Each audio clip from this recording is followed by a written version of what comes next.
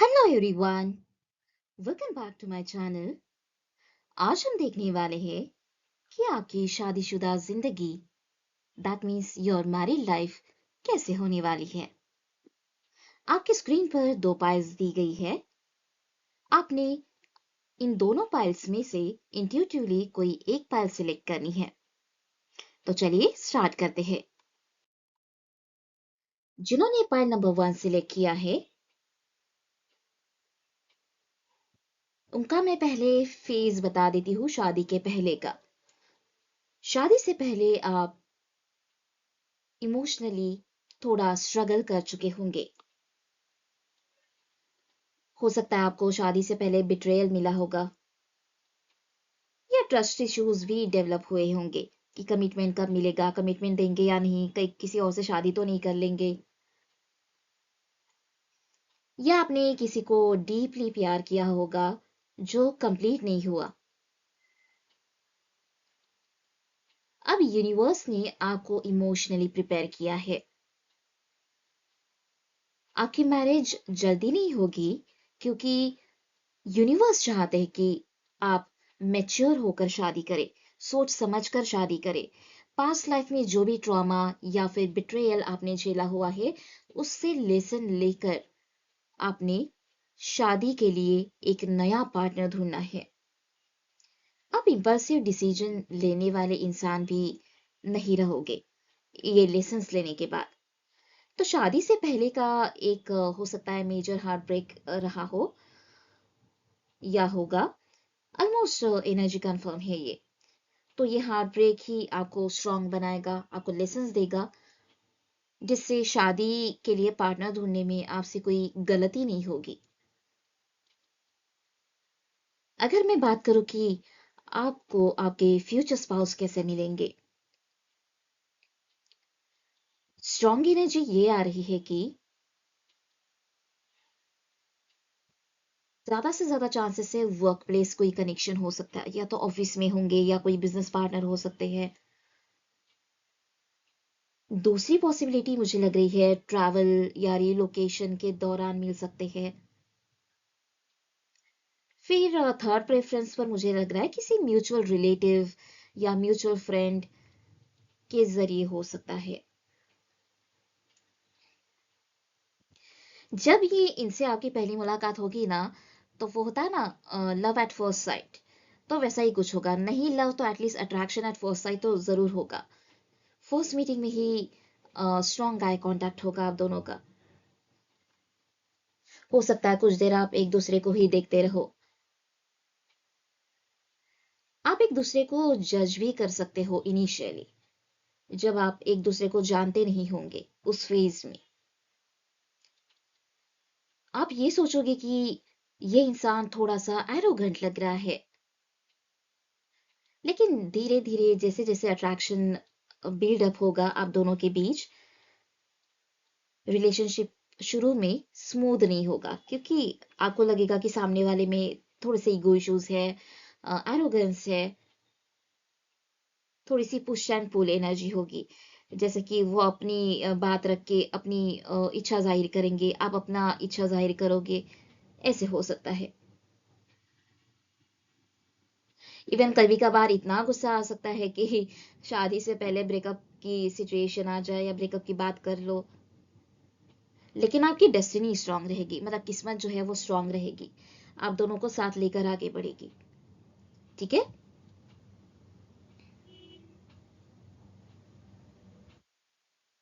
हो सकता है सेवेंथ हाउस आपका बहुत स्ट्रांग हो, लेकिन अभी आपको लग रहा हो कि बहुत एफ्लिक्टेड फील कर रहे हो, बहुत कमजोर एनर्जी आ रही है, या वेनस स्ट्रांग नहीं है।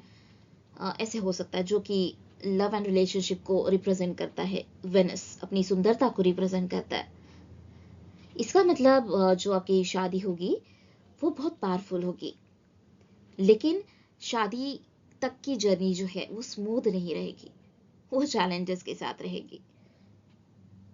मतलब यही कि स्मूथ जर्नी तक आपको पहुंचना है तो दर दर की ठोकरें खानी पड़ेगी शादी तक। ठीक है।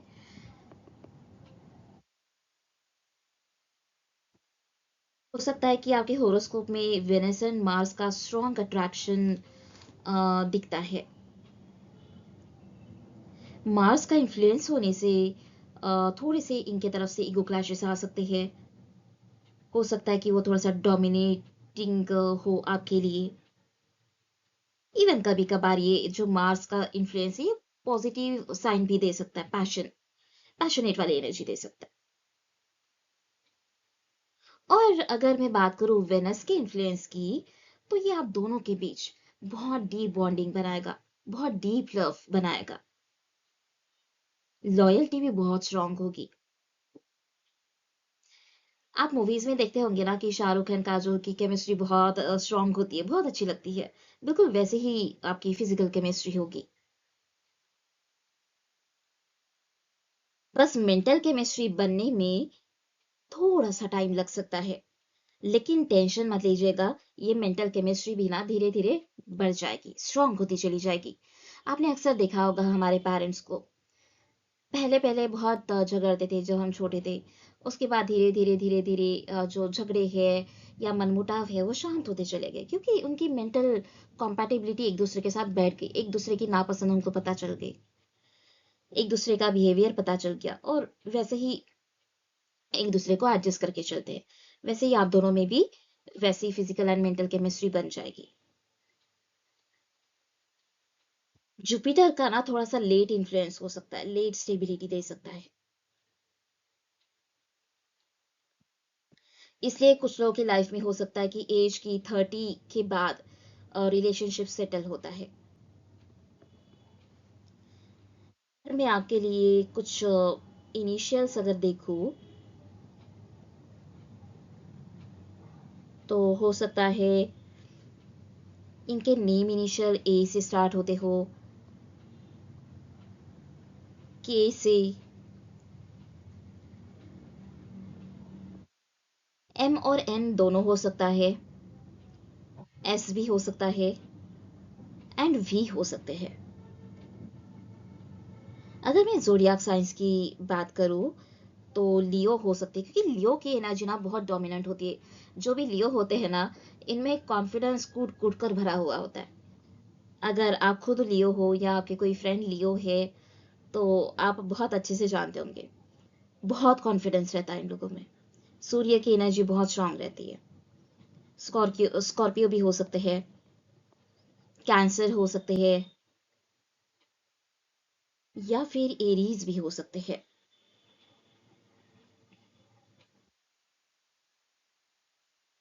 अगर मैं प्रोफेशन की बात करूं, तो आपके फ्यूचर स्पाउस का जो प्रोफेशन है वो हो सकता है कि या तो गवर्नमेंट जॉब में होंगे, डिफेंस में हो सकते हैं, कुछ लोगों के लिए बिजनेसमैन भी हो सकते हैं, और वो भी एकदम स्टेबल बिजनेसमैन। या फिर प्राइवेट जॉब अगर करते होंगे तो किसी टेक फील्ड में हो सकते हैं, मैनेजरियल पोजीशन पे। फिर मैं बात करूँ आपके इन लॉज, मतलब ससुराल के इन्वायरमेंट के बारे में, तो आप लोगों के लिए मुझे लग रहा है कि जॉइंट फैमिली का बहुत स्ट्रांग योग दिखाई दे रहा है। आपकी शादी तक एटलीस्ट जॉइंट फैमिली तो रहेगी ही रहेगी। उसके बाद आप पर डिपेंड करेगा कि आप जॉइंट फैमिली में रहते हो या अपने हस्बैंड की या वाइफ की कहीं ट्रांसफर करा देते हो, या न्यूक्लियर फैमिली में कन्वर्ट हो जाते हो। ट्रेडिशनल एनवायरनमेंट रहेगा आपके ससुराल में, कल्चर फॉलो करने वाले लोग रहेंगे, पूजा पाठ सब कुछ।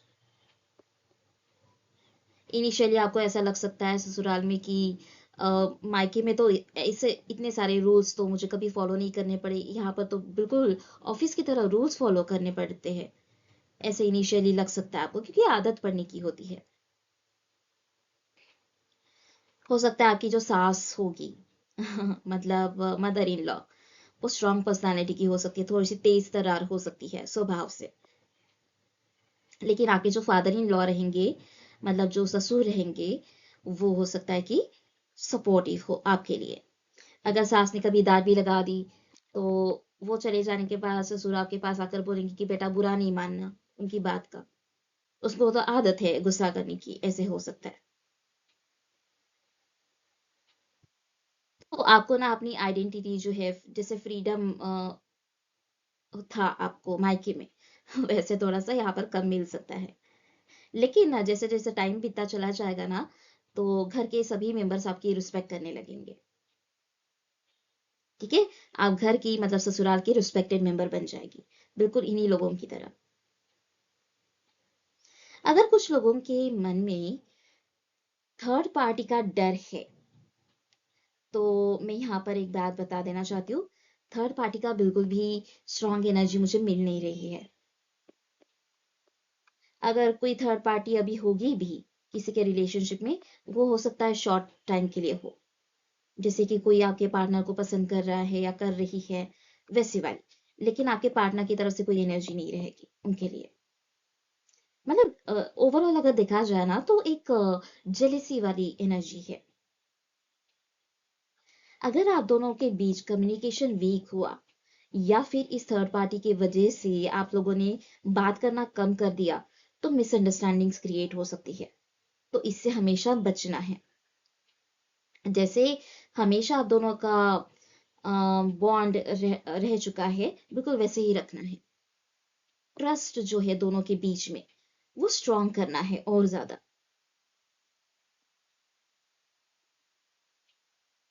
अगर मैं कंपैटिबिलिटी की बात करूं, इमोशनल कंपैटिबिलिटी में 85% कंपैटिबिलिटी आपकी हो सकती है। फाइनेंशियल कंपैटिबिलिटी अगर मैं देखूं दोनों के बीच, तो 80% हो सकती है।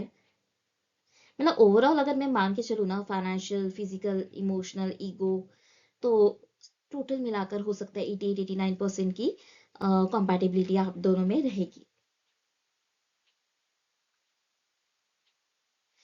अगर मैं ओल्ड एज की मैरिज लाइफ की बात करूं, जब आप थोड़े थोड़े ओल्ड एज होने लगोगे, बुढ़ापे की तरफ जब बढ़ने लगोगे, तो हो सकता है कि आप दोनों इमोशनली इंसेपरेबल होंगे, क्योंकि अटैचमेंट बहुत ज्यादा बढ़ चुका होगा एक दूसरे के लिए। बिल्कुल, मतलब अपने पार्टनर के बगैर जिंदा नहीं रहना है, रह नहीं सकते हो, ऐसी वाली एनर्जी हो सकती है। स्टार्टिंग में जितनी फाइट्स आपने करी होगी या की हो करोगे, उससे कहीं ज्यादा स्ट्रॉन्ग जो बॉन्ड है आप दोनों में एंड में दिखने को मिलेगा, जब बच्चे बड़े हो जाएंगे उस वक्त। आप दोनों उस वक्त एक दूसरे के बगैर इनकम्प्लीट फील करोगे। मैं बात करूं,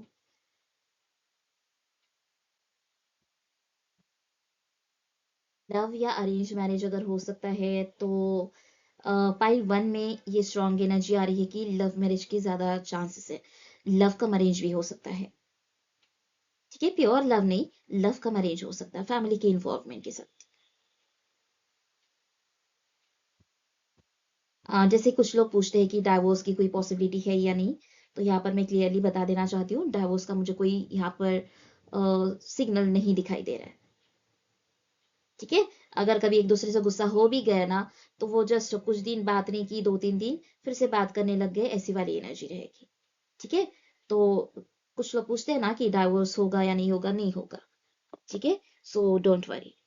अगर मैं आपके पार्टनर के फिजिकल अपीयरेंस के बारे में बात करूं, हो सकता है मीडियम टू टॉल हाइट हो उनकी, आईज बहुत शार्प होगी, हो सकता है बड़ी बड़ी आईज हो, कभी कभार डर लगता हो आपको। जो हमारी जॉ लाइन होती है, वो बहुत स्ट्रांग रहेगी। जैसे मैंने कहा कि लियो की एनर्जी वाले हो सकते हैं, तो कॉन्फिडेंट बॉडी लैंग्वेज होगा, डार्क हेयर हो सकते हैं।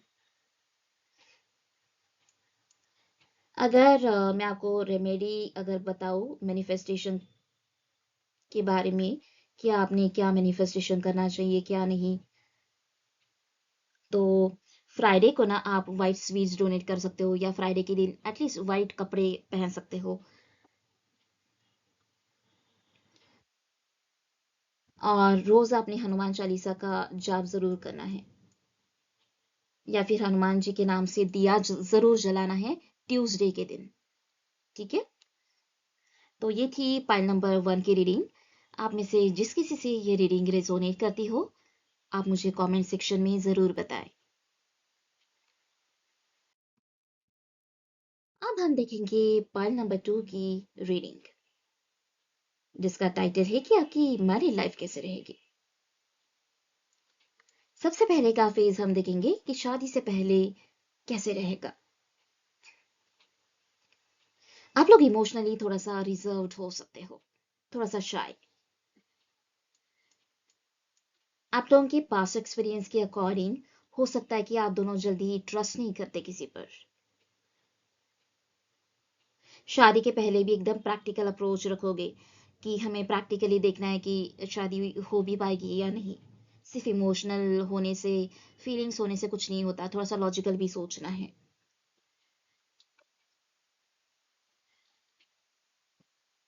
स्टेबल रिलेशनशिप होगा ये। बस आपने डिसाइड करके रखा होगा कि बहुत ज्यादा इमोशनल अटैचमेंट नहीं बढ़ाना है, क्योंकि आप इम्पल्सिव लवर नहीं हो, मेच्योर हो, इनफ मेच्योर हो अपनी एज में। यूनिवर्स आपको स्टेबल पार्टनर देने वाले हैं। अगर मैं बात करूं कि फ्यूचर स्पाउस जो है वो कैसे मिलेंगे आपको, यहाँ पर पाइल नंबर 2 के लिए मुझे ऐसा लग रहा है कि स्ट्रॉन्ग अरेंज मैरिज की वाइब्स ज्यादा आ रही है। फैमिली के थ्रू मीटिंग हो सकती है या कोई फ्रेंड ही ढूंढ कर ला सकता है। ठीक है, फिर फ्रेंड ने ला कर दिया कोई अपना फ्रेंड या कोई फ्रेंड, फीमेल फ्रेंड, तो आप उनको फैमिली के साथ मिलवाओगे, मतलब अरेंज टाइप, जहाँ पर पहले लव या रिलेशनशिप नहीं होगी। फर्स्ट मीटिंग जो है आप दोनों की एकदम कंफर्टेबल रहेगी। बिल्कुल कोई ड्रामेटिक स्पार्क नहीं रहेगा कि मैंने बहुत बुरे दिन देखे, तुमने क्या देखा, तुम्हारी लाइफ में क्या और रिलेशनशिप था या नहीं, बीएफ गर्लफ्रेंड थी या नहीं, ये सब नहीं चलेगा। बस अंडरस्टैंडिंग रहेगी। जैसे कि मैंने कहा, both of you are enough mature, लेकिन एक अट्रैक्शन जरूर रहेगा पहली ही मीटिंग में। आपको लगेगा कि ये इंसान मुझे सेफ लग रहा है। फिर धीरे धीरे धीरे धीरे ये जो बॉन्ड है ये डेवलप होता चला जाएगा।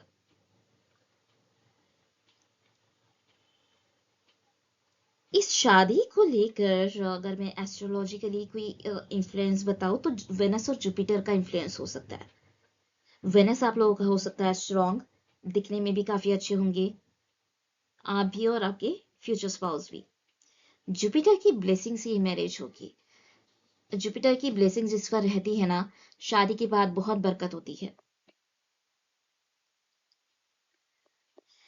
रूटीन लाइफ ज्यादा फिक्स्ड होती है शादी के बाद, ले, लेकिन इसी से लाइफ जो है वो सिक्योर बनती है।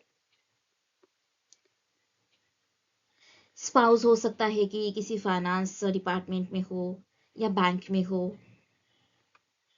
गवर्नमेंट जॉब भी पॉसिबल है, कॉर्पोरेट जॉब भी पॉसिबल है। मतलब जो इनकम फ्लो रहेगा ना, वो एकदम स्टेबल रहेगा। फाइनेंशियल प्लानिंग भी इनकी बहुत स्ट्रांग होगी, बहुत स्ट्रांग।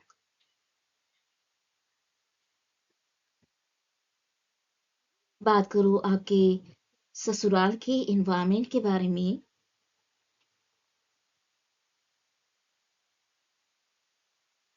हो सकता है कि आपके जो ससुराल वाले रहेंगे वो बहुत सपोर्टिव होंगे।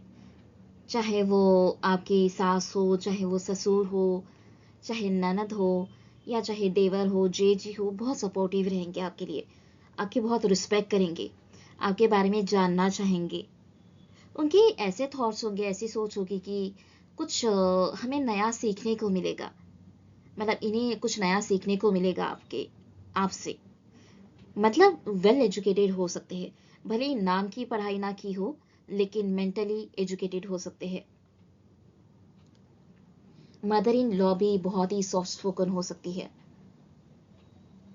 लेकिन फैमिली में डिसिप्लिन जरूर रहेगा। सभी के सभी मेंबर्स इसमें वेल स्पोकन हो सकते हैं। मतलब सबके साथ एकदम धीमी आवाज में पोलाइटली बात करना, सबका रिस्पेक्ट करना, लेकिन डिसिप्लिन में रहने वाले होंगे। मतलब ड्रामेबाजी बहुत कम होगी कि हम तो इतने अच्छे, हमारा बड़ा नाम है सोसाइटी में, हमारे पास इतना पैसा है, तुम्हारे पास क्या है, वो सब ड्रामा नहीं रहेगा। ठीक है, आप जो भी अपनी मायके के बारे में बताना चाहोगे ना इन्हें, तो ये आपको समझने की कोशिश करेंगे कि इसकी क्या मजबूरी रही होगी एंड ऑल। अगर मैं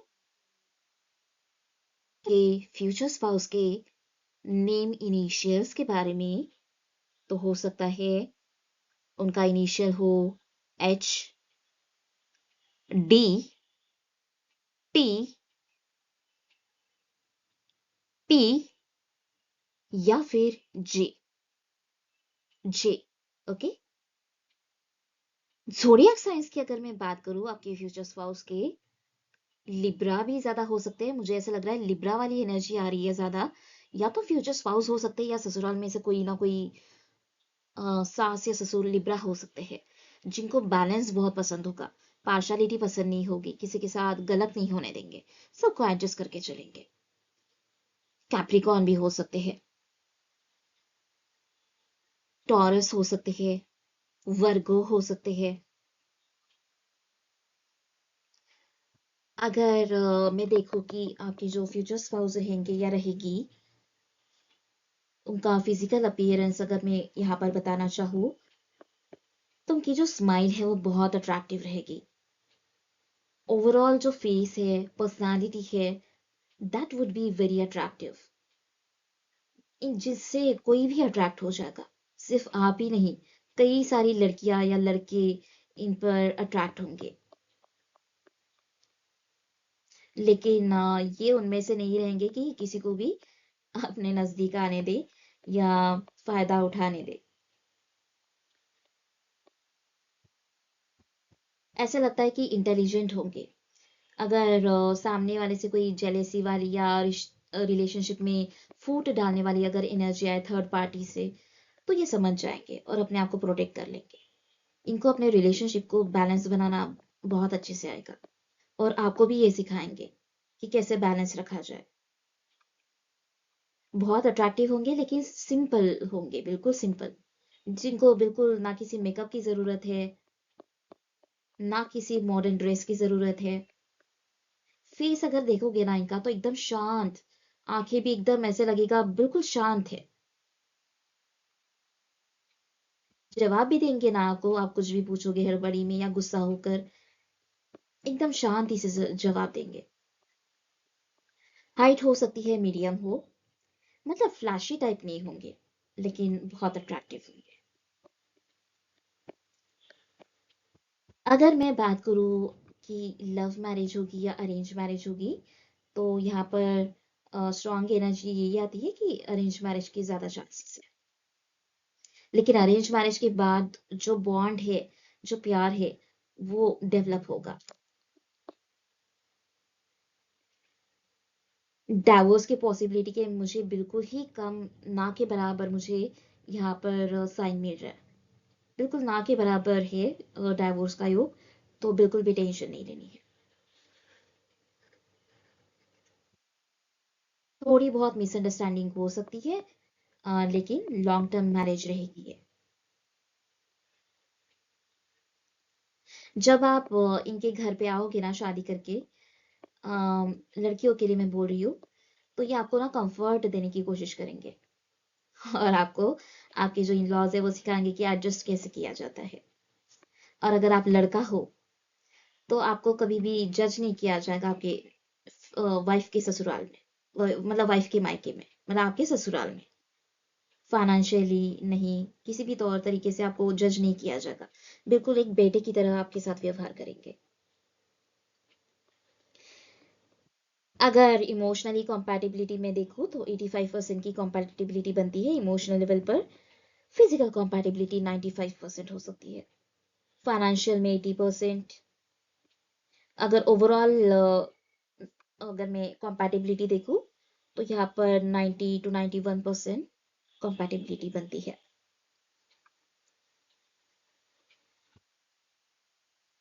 फ्राइडे को ना मैं रेमेडीज बता रही हूँ कि इतना अच्छा पार्टनर अगर आपने अट्रैक्ट करना है, तो फ्राइडे को लक्ष्मी जी के नाम से आप दिया जरूर जलाएं, या फिर लक्ष्मी जी को प्रे जरूर करें। और वेंसडे को हो सकता है तो बुधवार के दिन ग्रीन कलर का उपयोग ज्यादा करें। ग्रीन नेल पॉलिश भी लगा सकते हो, या ग्रीन ड्रेस भी पहन सकते हो, ग्रीन बिंदी लगा सकते हो, कुछ भी ग्रीन हो। या फिर सबसे अच्छी अगर मैं रेमेडी बताऊं ना, बुधवार की, तो गाय को हरा चारा जरूर खिलाइए। और जब भी अपने पार्टनर के साथ बात करनी हो, अगर आप रिलेशनशिप में हो, तो अपनी कम्युनिकेशन एकदम क्लियर रखना है, क्लियरली बात करनी है। अगर आप क्लियरली बात नहीं करोगे तो हो सकता है कि मिसअंडरस्टैंडिंग्स क्रिएट हो। तो इन बातों का ध्यान जरूर रखना है।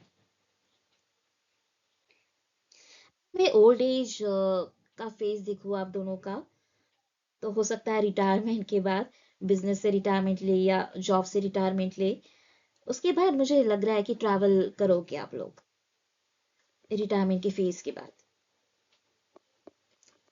या तो किसी तीर्थ यात्रा पे जा सकते हो, ऐसा कुछ मुझे दिख रहा है। मतलब एकदम पीसफुल कंपेनियनशिप होगी कि अभी सुकून से कैसे जिया जाए, आपके बच्चों के साथ, ग्रैंड चिल्ड्रन के साथ एकदम हैप्पी वाला एनवायरनमेंट होगा घर पर। थर्ड पार्टी की जो एनर्जी है वो बहुत ही कम है, क्योंकि आपके पार्टनर लॉयल रहेंगे और इंटेलिजेंट रहेंगे।